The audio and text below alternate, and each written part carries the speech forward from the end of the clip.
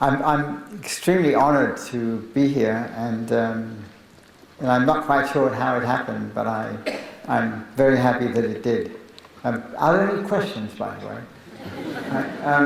But anyway, I think that this is one of the nicest things that's ever happened to me, to be honored by the SGM. And knowing the previous awardees, I feel that I'm in very distinguished company, which is a good thing to know from time to time. So I'm going to tell you, as I say, as is shown in my title, something about molecules and microbes. I will not say very, very much about me, but you'll get it on the way, probably. So I want to start out by showing you this slide, which is a very famous slide, in which Selman Waxman, the discoverer of Streptomycin, met Alexander Fleming, the discoverer of penicillin, in Waxman's lab, and Waxman is showing Fleming some tubes. Rumor has it that Waxman said to Fleming, "No, Al, they're not fungi." But this is a very famous picture because this really got the antibiotic industry started.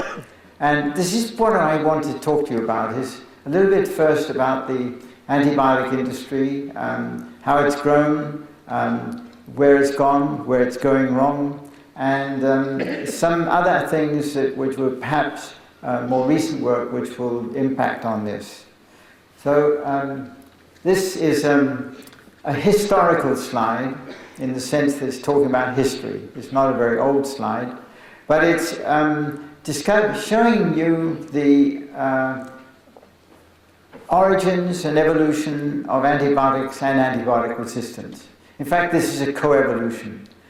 These two classes of events, the discovery of resistance and the discovery of antibiotics and the discovery of resistance, really do go very closely together. And pointer here. I have a problem here. It's interesting. I'm a mutant. I'm colorblind. So this doesn't work. There's nobody here who has a green laser by any chance, do they? This is much better. Thank you. We have the discovery of penicillin at an early stage. As you probably know, penicillinase was discovered very soon afterwards. And then there are these various stages that take place during the antibiotic industry. Before antibiotics, as you well know, about the only thing you could do to prevent infectious disease was to wash your hands.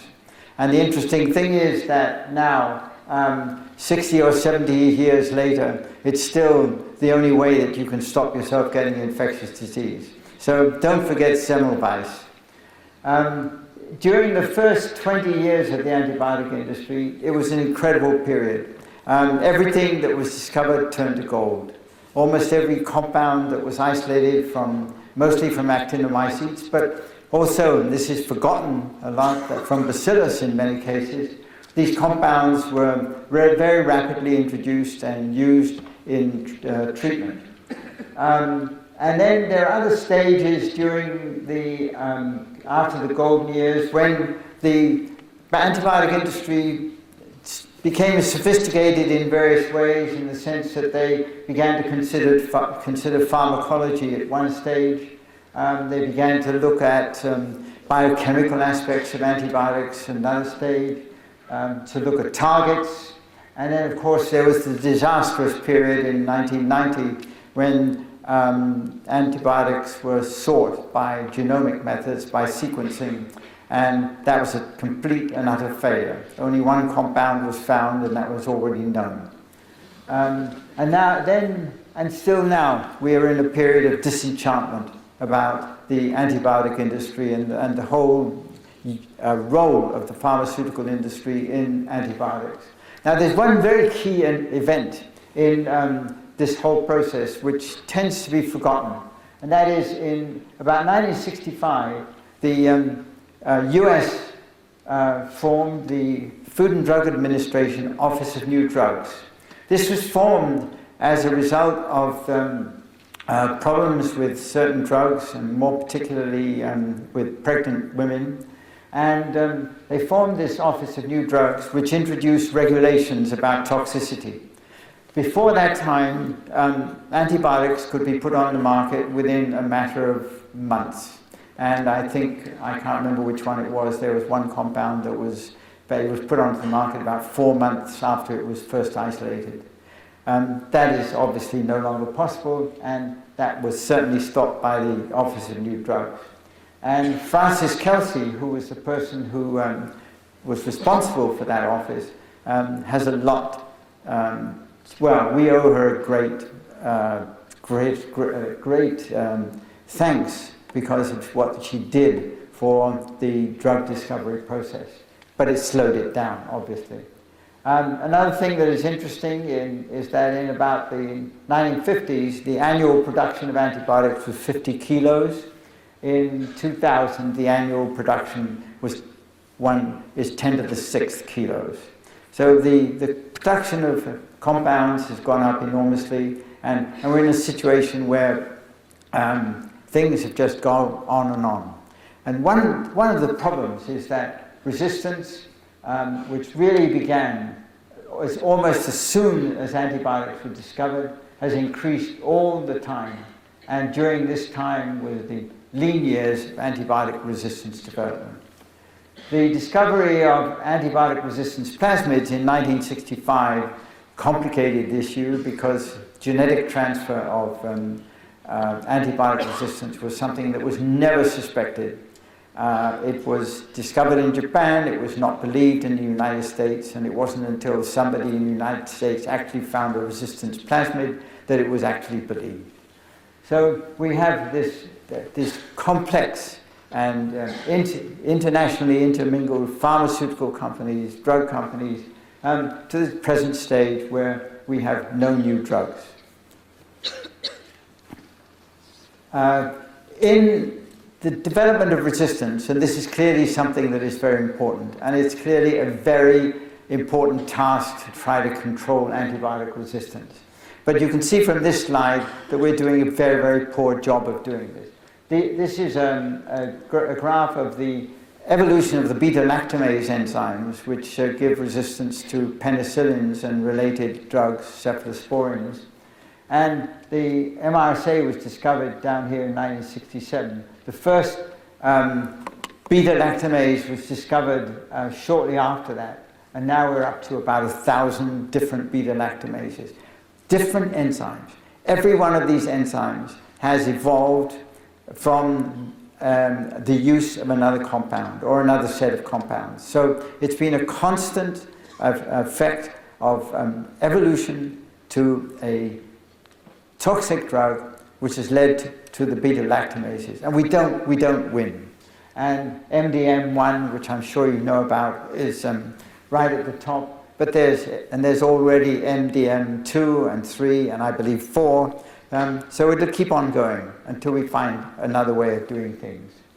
The reaction, the hydrolysis of a beta-lactamase, of a beta-lactam ring here, has turned out to be the most expensive enzyme or enzymatic reaction of all time.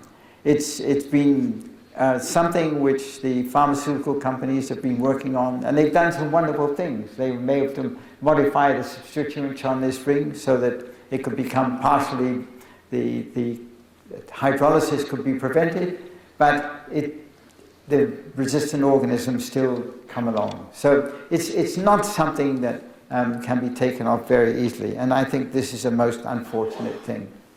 Now, if we go to the discovery of antibiotics, this is taken from David Hopwood's book, and David probably showed you this last year, and I apologize for showing it again. But one of the things I want to add, which I don't think David mentioned, is that the last antibiotic as such was spinosyn that was discovered. The last naturally occurring compound, which was an antibiotic, was spinosyn. Spinosyn is not for human use. It's used in animals. So that the human use antibiotics go back a little bit further. So we're doing very, very poorly in trying to come up with compounds that can actually take care of resistant organisms. So this is a question that needs to be addressed. If we are going to keep using antibiotics, we are going to be faced with resistance, and so we have to come up with some new ideas. And this is, these are some of the things that have been talked about, and the background, of course, is if we fail. This background could also be the French after Wales beat them last weekend or something. But on the other hand, it demonstrates what happens. This is the Black Plague. It demonstrates what can happen. And one of the things that everybody is pushing for is new antibiotics. A lot of other things could be done, but it's proving to be politically very difficult to control antibiotic use, to ban non-human use. And so we're faced with the only option at the moment is try to come up with new antibiotics or modifications of old antibiotics. And this is very difficult. The companies just don't find things any longer. And obviously, as you probably know, the companies are not terribly interested in looking for something that they're failing at and is not going to make them very much money either. So we're in a difficult situation. And the IDSA, the Infectious Diseases Society of America, said that for the infectious diseases personnel, they want new antibiotics and they want them quickly. And in fact, they have a scheme, a plan, a grand plan, that 10 new antibiotics will be found by 2020. Now, when you think about that, it's ridiculous, because they proposed this a few years ago. It takes anywhere from 6 to 8 years to go through clinical trials. We're now in 2002. There are no new antibiotics on the scene. So we're not going to get 10 new antibiotics by 2020. We might get 1 or 2. And if we do, I think that will be a great thing. So I want to tell you now what is really the problem about the antibiotic business. Antibiotics have been worked on, as I've mentioned, for 50, 60, 70 years. But the problem is nobody has ever asked the question, what are these compounds doing in nature? It's been assumed from the very, very beginning that the compounds that were isolated from soil were produced by microbes to create a defense system against other microbes. This has never been proven in the environment. The environmental roles of antibiotics is very poorly studied and very poorly known. So the question is, what are these compounds doing out in nature? And this is really the only research that has been done on antibiotics over the past 50 years, which is it's fermentation research. So you take an organism from the soil with a doubling time of months that exists under low aeration, variable nutrients and carbohydrate, variable water, a temperature from 0 to 40, and a pH of 10, so 2 to 10, and the yields of compounds are really very low in the soil. They're so low that we can't detect them. So this is the basic thing, is what's happening in soil. And the most important thing is the doubling time of months. Now, when pharmaceutical companies isolate a compound, a strain producing an interesting looking compound, then they submit it to fermentation. And under the production, in large-scale production, the doubling time is hours, nutrients are high, carbohydrate high, water is unlimited, etc., etc. The yield is in grams. You don't find grams of antibiotics in soil. And in fact, to my knowledge, nobody has ever isolated an antibiotic from soil and shown what its structure is. If anybody knows of such a thing, I'd like to know. And the other interesting thing is that the nutrients used by the pharmaceutical industry are amazing. One of the things that have always surprised me is that the kinds of things that are used to try to provoke an organism to make a compound which it doesn't normally make very much. And hydrolyzed rabbit's fur as a source of nitrogen is really creative. But it worked for some antibiotics, but you can't deny that. The Point is, it's hardly a scientific procedure, especially when you mix it with a bit of pork liver and asparagus juice. So antibiotic discovery and antibiotic science was something which was not well discovered. So we have to think about what we can do, how we can learn more about antibiotics in the environment and what they do. And I want to introduce you to my favorite operon, which is the Lux operon, which comes from luminescent bacteria. The Lux operon has been developed in such a way that you can detect transcription of the operon by the production of light. So this particular operon is an ideal system for scanning for transcription activities of small molecules or anything you like. And as you will see, we have tested anything you like. So transcriptional activation can be looked at using this assay, and one can use transcriptional activation as a way to find small molecules. This is a good example of the type of thing you can see with transcriptional activation. Here's an e-test of erythromycin, which is placed on a petri plate. You can see that looking at it under the camera, and this is the particular Lux construction. And you see that you don't see very much color. You look at it properly under the camera and you see this. Now this is a striking example, but it's not unusual, of what you can get when you put a bioactive compound on a strain which has an inducible Lux expression system. The important thing here is that this is the zone of inhibition right here. And you see that as you move out from the zone of inhibition, you get decreasing amounts of light. And these decreasing amount of lights indicate that even a long way from the highest concentration, you still get activity. So we're looking here at definitely minimal inhibitory concentrations. In fact, very minimal inhibitory concentrations. So the question then is, if this is the way antibiotics work in the lab, as detected by transcription systems, you have to ask the question is, how can we possibly find things in nature, or how could the pharmaceutical company or companies possibly have found things by using the kinds of gross methods that they use? The question now is, can we use this? Can we apply Lux expression for detecting new molecules?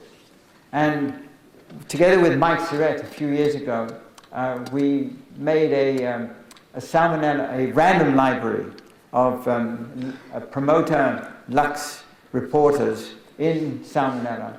And we started off with about 7,000 clones. We could then screen these 7,000 clones. I don't want to go through what is actually done here, but we have them all in plates, and we can screen anything we like for reporter responses. That is not the only thing that's important. The most important thing is to say, if you screen for reporter activities, the question is, what reporters? Is it always one reporter, or are they specific reporters? And happily, they're very specific reporters. And again, this is a few years old, we were able to show that with most of the antibiotics that are used, one gets a bell-shaped curve. Funny bell, isn't it? But it's a sort of bell-shaped curve in which the environmental, what we believe to be the environmental aspects of the activity, that these occur at very low concentrations. This is 0.1 of the minimal inhibitory concentration. And then when you get to an inhibitory concentration, you get a very rapid inhibition of transcription, except for transcripts enhanced by stress. So this is really the stress response here. So we would argue, and we've been using this as our basic principle, that the low concentrations of these compounds, is receptor-mediated transcription. High concentration is target-mediated inhibition. So we've been using this and having a lot of interesting results from it. Most of these results we can't really explain at the present time, which is a good position to be in. I can constantly get students who want to have a crack at this. So, a very good example of the macrolide antibiotics. I'm sure you all know them. You know erythromycin, azithromycin, the other related compounds of pristinamycin and lincomycin.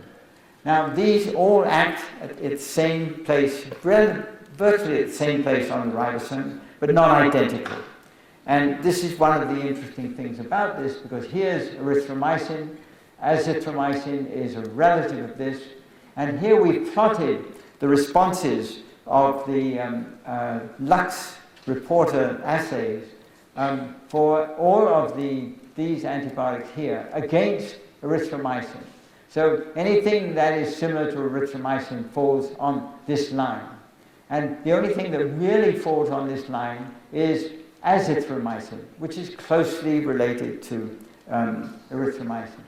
What is interesting are things like pristinamycin, which is sold as Synacid. It's used as a treatment for gram-positive infections.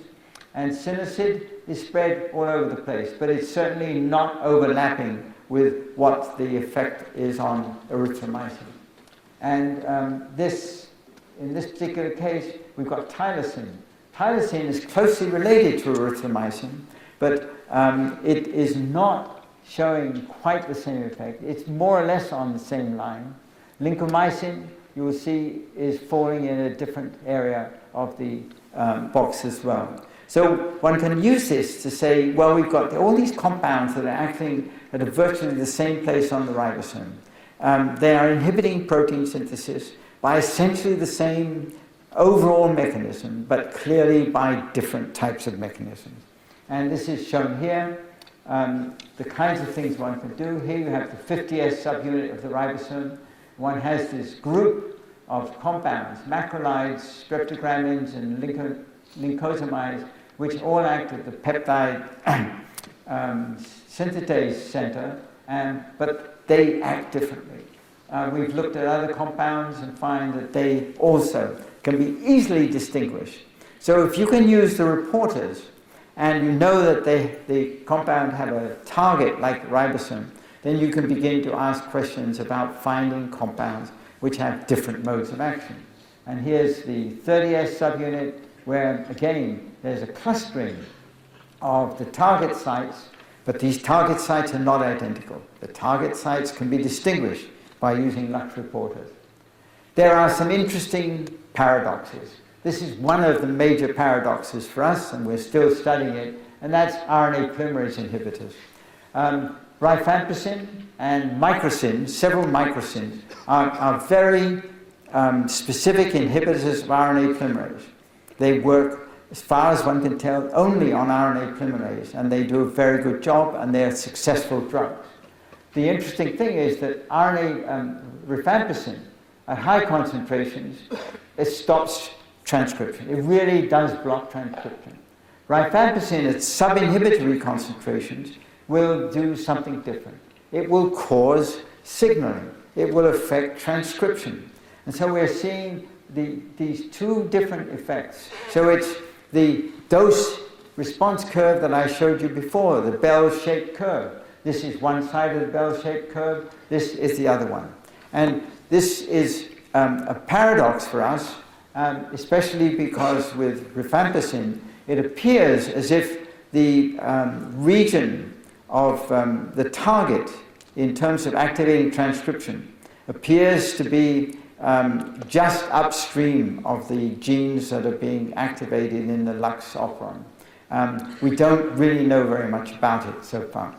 The point is that we can use these assays to find compounds, and we can find compounds at very, very low concentrations, and that's what we need. So what's this telling us? For my money, it's telling us that we're looking for antibiotics in the wrong way. It tells us that we could do a much better job for finding these compounds, and also that we could do some better job of trying to overcome resistance by learning something about resistance earlier on. And here I want to move to a different area, and that is asking the question, what are subinhibitory concentrations of antibiotics doing in nature? Since they are sub-inhibitory levels in nature, they're doing something else. And I use this slide from Kendra Rumbau, which shows you signaling, chemical signaling around the living world. And it's striking that there are bioactive small molecules that are involved in signaling between Monera, the bacteria, the fungi, the plants, and animals. And these small molecules, many of them look like antibiotics. The point is that they are all bioactive, and they are bioactive at low concentrations. And so here we have the adrenergic hormones. Here we have a variety of compounds that are active in quorum sensing and similar agents, but similar processes. But in actual fact, antibiotics would come into this class. And antibiotics would come under this class because they also interact with animals and with fungi. So antibiotics are a much larger class of signaling molecules. I'm calling them antibiotics now because you understand what I'm talking about, but I don't have a better word. But there are a lot of molecules made by microorganisms that will interact at different places during this particular cycle. And there are many kinds of signaling reactions. This is not all of the signaling reactions that are known. For example, we now know that there are gaseous reactions that can transmit signals between bacteria. There's light, there's a nanotube, which is a chemical signal, and electrical. The two best known cases are where you have a signal emitter that produces a small molecule. This will either interact with a membrane or cytoplasmic receptor and activate a two-component system, as is the case with quorum sensing or the homoserine lactones, or in the case of the antibiotic type molecules, the small molecule actually has a macromolecular receptor. The receptors for antibiotics are ribosomes, RNA polymerase, DNA polymerase, the cell wall polymerases. This is a different kind of signaling response. The main message is that the signaling response is a specific transcription response. There are many examples of this kind of thing. This comes from Diane Newman's work showing that the phenazines modulate colony morphology in bacteria. Colony morphology is a beautiful way of looking for the effects of low concentrations of compounds. Here's another example from Kenji Ueda, where they show, with Beppo, he showed that a particular strain or a product of a strain placed at one particular spot in a series of other bacteria, you find that you activate the production of an antibiotic here, or here, and here you're bringing about changes in morphology. So these small molecules are doing a lot of things. Morphology, they're producing antibiotics, biochemical changes, you name it. And we've been working recently on things which are doing something a little bit different.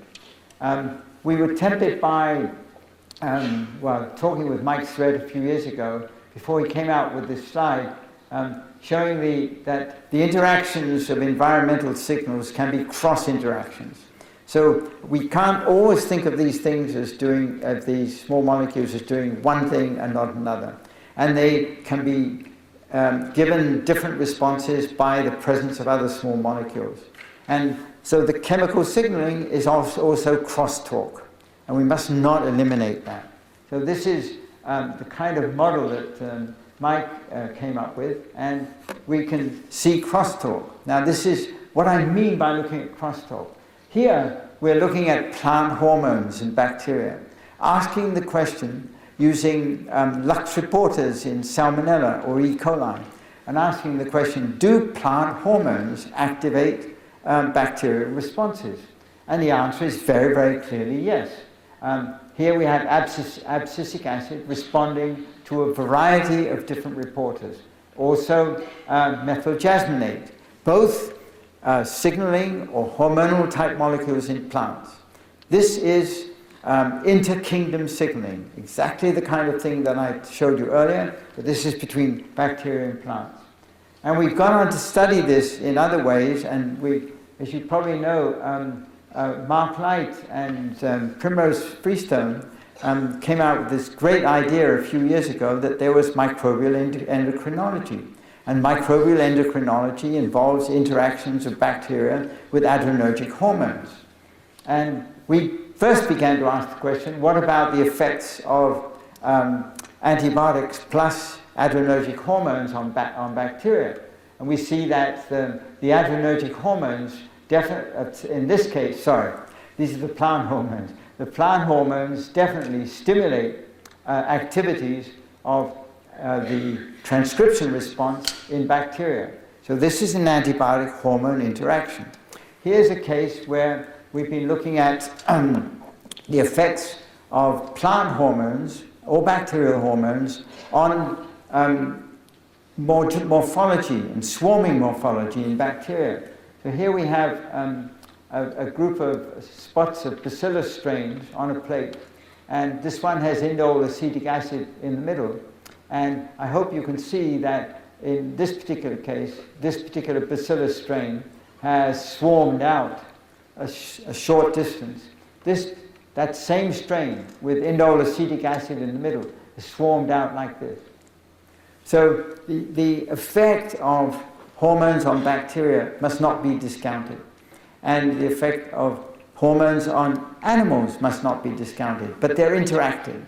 There is clearly a lot of competitive and interactive signaling within microbial communities. And within microbial communities and the human gut. There's absolutely no doubt of that in my mind, that we're looking at things which are a form of homeostasis between different organisms. Now finally, I want to come to the question of if we can find new antibiotics, what can we do with them? And how can we get them? I've told you already that you can find bioactive compounds from nature very easily. You find them by using what are presumably their natural activities. You're not asking for antibiotic action, you're asking for activity as transcription modulators or as signals. So, a few years ago, Stu Schreiber came up with this notion of the revised central dogma, that one should not forget bioactive small molecules. I happen to have put penicillin up here, but I could have put any known antibiotic. And there are millions, billions of small molecules that we should be able to work with. And that's illustrated on the next slide. This is a modification of a slide by Nikos Kiparidis. He put that out a few years ago. And he wanted to give the enormity of the numbers of bacteria, the numbers of molecules, etc., etc. And if the bacteriophages are most abundant, if the number of microbes on Earth is that number, then we would estimate that at least that many compounds would be made. And when I say that, I'm making it with the knowledge that there are bacteria that make bioactive small molecules that we did not suspect. For example, Staphylococcus aureus, a nasty bug. Nobody ever suspected that it produces bioactive small molecules. Staphylococcus does.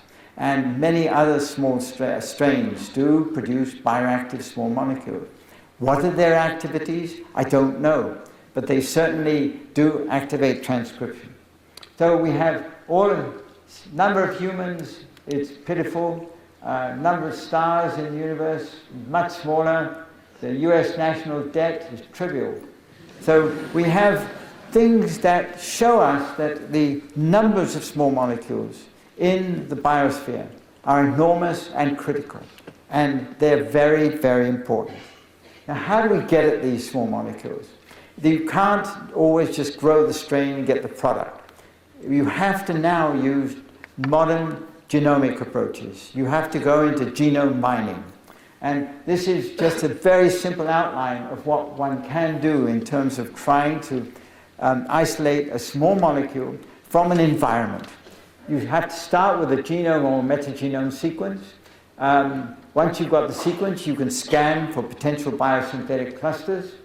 The situation is such now that if you have, in many cases, you can predict a structure based on the genome sequence of the biosynthetic cluster. What you also might be able to do is to, if you know the structure of the molecule, you can carry out virtual docking on collections of molecules that have targets which have their X-ray crystal, their three-dimensional structure established. So you can do virtual docking. You can then, if you find something that will dock onto a particular target, you can then go to look for the molecule. Now, there are many versions of this scheme. This is a simple one, and it's the most ambitious, because you don't have to purify anything until you get down to here. So, I was lucky that we were able to do something like this with a group of people at UBC. We were screening for cathepsin K inhibitors produced by lichens. We found Streptomycin that had a potent inhibitor. We partly purified it, but we couldn't get it very pure. So what was done was to soak it into a cathepsin crystal, and after soaking it into the cathepsin crystal, the 3D structure was determined, and we were able to identify the nature of the molecule. So this thing can be done. It's expensive, it's slow now, but it's the kind of thing that we will do more and more in the future. So, finally, I want to tell you how I don't get excited very easily. But what I'm really excited about now is microbiology. I think it's at the greatest stage in its entire history. And that is, it's coming from genomics. Now, the problem is, we don't want it to become just genomics. It must be microbiology. We must not forget the biology part. But I think that microbiology is going to be able to do so many more things now and in the future than everyone would have ever conceived of in the past. I mean, let's face it, who would have thought that there were so many microbes in soil? Who would have thought that if you go into soil and you go to a depth of 2 centimeters, 2 centimeter tranches, that you would have different microbes in each tranche? These are the kinds of things that are exciting and wonderful. And then we have this whole question of microbiomes. The skin microbiome, if you look at 20 sites on the skin microbiome, they are all different. That is something which is amazing, but on the other hand, you may find interesting molecules there. I told you that Staph aureus makes bioactive small molecules. It might, Staph epidermidis probably makes bioactive small molecules. So there's a lot of chemistry, there's a lot of bioactive molecules that remain to be discovered. And we want to discover them because they are acting as signals. They are part of community structure. And as soon as we know something about them, we can use them. So I'm not necessarily in favor of sequencing everything in the microbiome, but I think you should be well aware of the fact that microbiome biology is going to change the way we do microbiology, and it's going to change the way we do medicine. And then finally, this is my current lab group. We moved into a small lab, which is a bit small. And you notice that I have my old Welsh jersey on. I didn't win it, I bought it. And finally, I want to show you now my microbes. In case you're interested, when I started in chemistry in 1953, I actually was working with a microbe. I didn't even really know it was a microbe. Somebody said it was a fungus. Anyway, I was growing it and isolating compounds from it. Then I didn't do very much until later. I started working on the cell wall with Milton Salton, which was a great thing. And I don't want to go through all the rest of it, but I've been fairly indiscreet in terms of the microbes that I've worked with, but they've all served me well, and I love them. And I hope you love microbes also. Thank you very much.